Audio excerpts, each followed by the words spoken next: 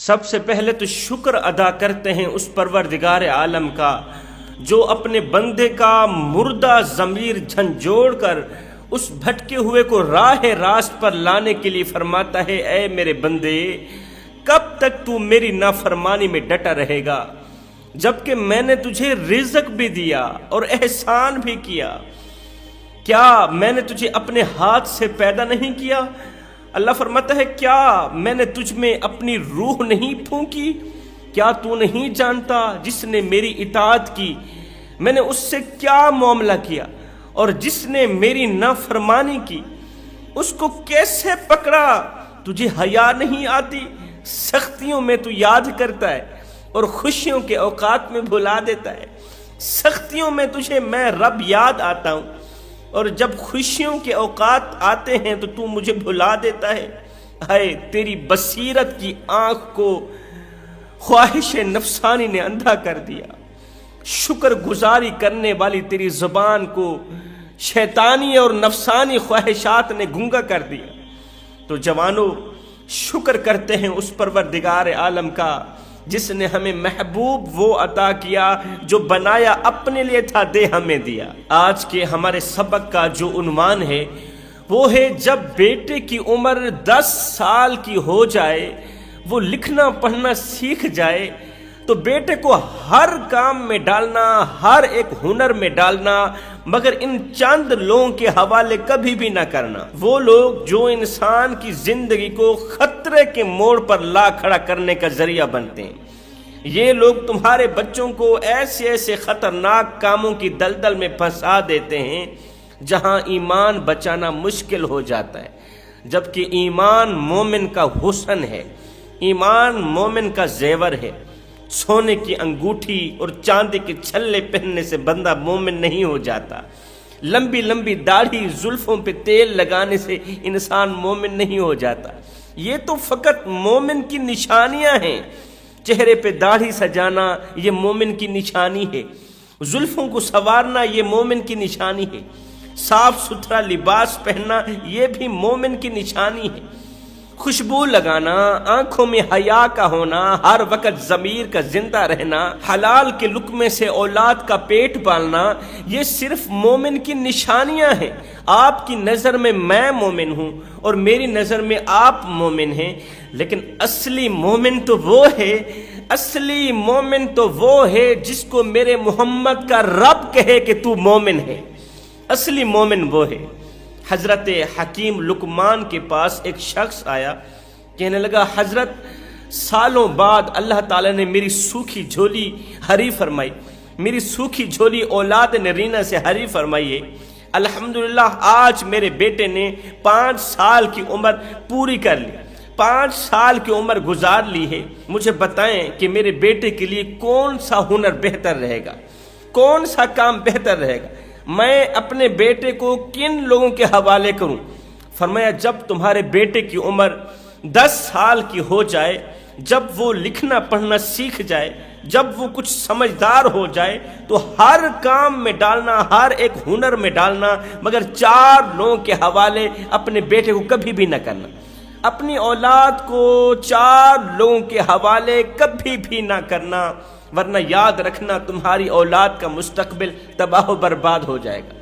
پوچھا گیا، حضرت وہ کون سے 4 لوگ ہیں؟ فرمایا، نمبر 1، کفن فروش۔ کفن فروش کے حوالے مت کرنا، کیونکہ کفن فروش لوگوں کے مرنے کی دعا کرتا ہے، لوگوں کے مرنے کی دعا کرتا ہے، اور یہ عمل اللہ تعالیٰ کا ناپسندیدہ عمل ہے، اور ہم میں سے کوئی نہیں چاہتا کہ ہماری اولاد ہر وہ کام کرے جو اللہ کے غضب کا نشانہ بننے کا ذریعہ بنتا ہو۔ فرمایا، سب کچھ کرنا، اپنی اولاد کو کفن فروش کے حوالے مت کرنا، مت کرنا۔ کہتے ہیں کسی قبرستان کا ایک گورکن تھا، وہ لوگوں کے کفن چوری کیا کرتا تھا۔ کفن چوری کرتے کرتے اس کی داڑھی سفید ہو گئی، کفن چوری کرتے کرتے اس کی کمر جھک گئی، ہڈیاں کمزور ہو گئیں، ہڈیاں کمبن گوڑے کھڑکن تے بدل گیا لک تیرا، اجے بھی بدیوں باز نہ آئیوں، جیو مرد دلیرا۔ بدیاں کرتے کرتے، گناہوں پر گناہ کرتے کرتے، کفن چوری کرتے کرتے اس کی داڑھی سفید ہو گئی، ہڈیاں کمزور ہو گئیں، جب اس کے انتقال کا وقت قریب آیا تو اس نے اپنے بیٹے کو بلایا، بیٹے کو بلا کر وصیت کی کہ بیٹا دیکھ، تیرے باپ نے ساری زندگی لوگوں کے کفن چوری کرتے گزاری، کفن چوری کرتے ساری زندگی گزر گئی، بیٹے میرے دنیا سے چلے جانے کے بعد کوئی ایسا کام ضرور کرنا کہ لوگ تیرے باپ کو اچھے الفاظ میں یاد کریں، میرے مر جانے کے بعد اپنی زندگی میں کوئی ایسا اچھا کام ضرور کرنا کہ لوگ تیرے باپ کو اچھے الفاظ میں یاد کریں۔ یہ وصیت کرتا ہوا باپ اس دنیا فانی سے رخصت ہو گیا۔ اب بیٹے نے باپ کی نصیحت پر کچھ اس طرح عمل کیا کہ کفن چوری کرنا شروع کر دیا، باپ والا کام شروع کر دیا، لیکن اس کے ساتھ ساتھ یہ مردوں کی بے حرمتی بھی کرنے لگا، کفن چوری کے ساتھ ساتھ مردوں کی بے حرمتی بھی کرنے لگا۔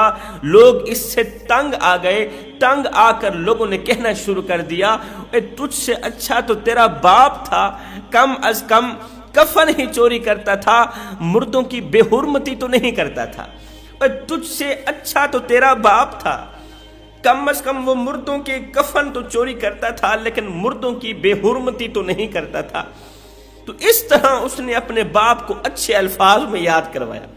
کیا آپ بھی یہی چاہتے ہیں کہ تمہاری اولاد تمہارا نام اس طرح کا روشن کرے کہ قبر کے اندر بھی تمہارا سر شرم سے جھکا رہے؟ کفن کی بات آئی، مجھے رسول کریم صلی اللہ علیہ وسلم کا ایک خوبصورت سا فرمان یاد آ گیا۔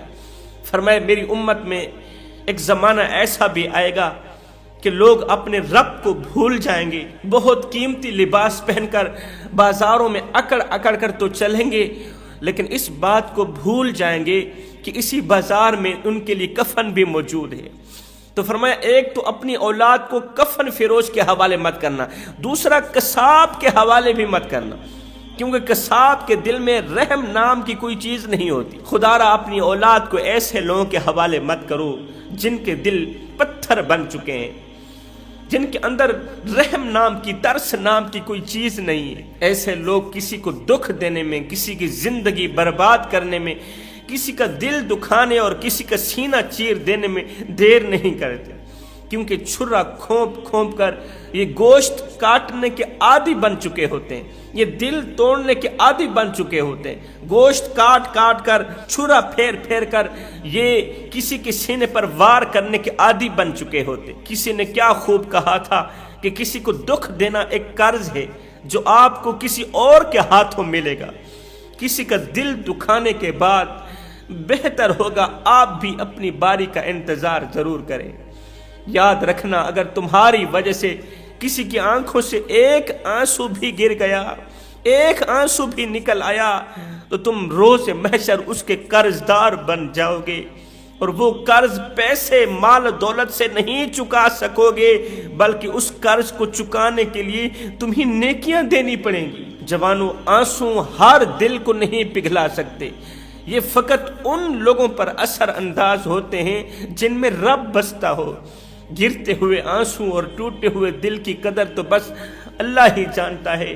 کفر کے بعد سب سے بڑا جو گناہ ہے وہ ہے کسی کا دل دکھانا، چاہے وہ دل مومن کا ہو یا کافر کا ہو، وہ دل کسی عزیز کا ہو یا دشمن کا ہو، کسی کے ساتھ محبت کر کے، اس کے ساتھ جینے مرنے کے دعوے کر کے اسے بے یار و مددگار چھوڑ دینا، تن تنہا اکیلا چھوڑ دینا، اسے قتل کر دینے کے برابر ہے۔ اگر کوئی شخص آپ سے محبت کر ہی بیٹھا ہے تو اس کو رلانے سے گریز کریں، کیونکہ اس کی آنکھوں سے آنسو نہیں بلکہ قطرہ قطرہ کر کے تمہاری محبت ہی بہتی ہے۔ اگر آپ کے ساتھ نا انصافی اور زیادتی کی حد ہو جائے تو صرف اتنا سوچ کے خاموش ہو جانا کہ جو ذات اوپر بیٹھی ہے وہ بہت بے نیاز ہے۔ یاد رکھنا مکافات عمل دستک نہیں دیتی اور نہ ہی اسے کسی در کے کھلنے کا انتظار رہتا ہے، یہ تو جہاں جاتی ہے اپنے لیے دروازے کھول ہی لیتی ہے۔ جو آج تم کرو گے کل وہی تمہارے ساتھ ہوگا، اس لیے میں کہتا ہوں کسی کی زندگی جہنم بنا کر سردوں میں جنت مانگنا چھوڑ دو۔ کچھ لوگ کھانے کی اتنے شوقین ہوتے ہیں کہ دوسروں کی خوشیاں تک بھی کھا جاتے ہیں۔ زندگی بھر عبادت کر لو، حقوق العباد کے بغیر جنت میں نہیں جاؤ گے۔ زندگی کی کتاب میں اتنی غلطیاں مت کرو، اتنے گناہ مت کرو کہ پنسل سے پہلے ربڑ ختم ہو جائے اور توبہ کرنے سے پہلے زندگی ختم ہو جائے۔ تو فرمایا اپنی اولاد کو کسی کے سینے پر وار کرنے کے حوالے مت کرنا، پتھر دل لوگوں کے حوالے مت کرنا۔ کہیں ایسا نہ ہو کہ وہ تمہاری اولاد کے اندر سے رحم نام کی چیز نکال کر اللہ کی رحمت کے حقدار بننے سے روک دیں، کیونکہ رحم کرنے والوں پر ہی تو رحم کیا جاتا ہے نا، ترس کھانے والوں پر ترس کھایا جاتا ہے۔ اس لیے میں کہتا ہوں کسی کو نفع نہیں دے سکتے تو نہ دینا، کسی کو نقصان بھی نہ دینا، کسی کو ایک پل کی خوشی نہیں دے سکتے تو نہ دینا، کوئی بات نہیں، کسی کو ساری زندگی کے لیے دکھوں میں بھی نہ ڈالنا، کسی کو عزت نہیں دے سکتے تو نہ دینا، کسی کو بے عزت بھی نہ کرنا، کسی کی عزت والی پگڑی خاک میں مت ملانا۔ اگر اس نے اپنا معاملہ اللہ کی عدالت میں پیش کر دیا تو یاد رکھنا تمہارے لیے بہت بڑا مسئلہ بن جائے گا، تم بہت بڑی بلا کے منہ میں آ جاؤ گے، اس لیے کہ اللہ کا ترازو صرف انصاف ہی تولتا ہے۔ تو فرمایا نمبر 3، اپنی اولاد کو سنار کے حوالے بھی مت کرنا، کیونکہ وہ سونے کی آڑ میں آ کر دھوکہ دینے سے پرہیز نہیں کرتا۔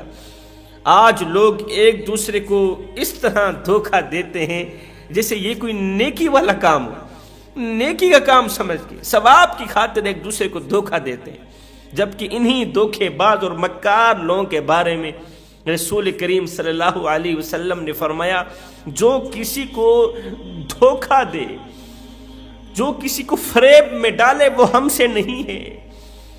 یاد رہے مومن کبھی کسی کو دھوکہ نہیں دے سکتا، کسی کو دھوکہ دینا یہ جھوٹے انسان کا شیوا ہے، مومن کا شیوا نہیں۔ جو باتوں باتوں پر جھوٹ بولتا ہے وہی دھوکہ دینے کو نیکی سمجھتا ہے، ثواب کا کام سمجھتا ہے۔ جھوٹے انسان پر اللہ تعالیٰ کی لعنت پڑتی ہے۔ جھوٹے انسان کے لیے اس سے بڑی سزا کیا ہوگی کہ اس کے سچ پر بھی کوئی یقین نہیں کرتا۔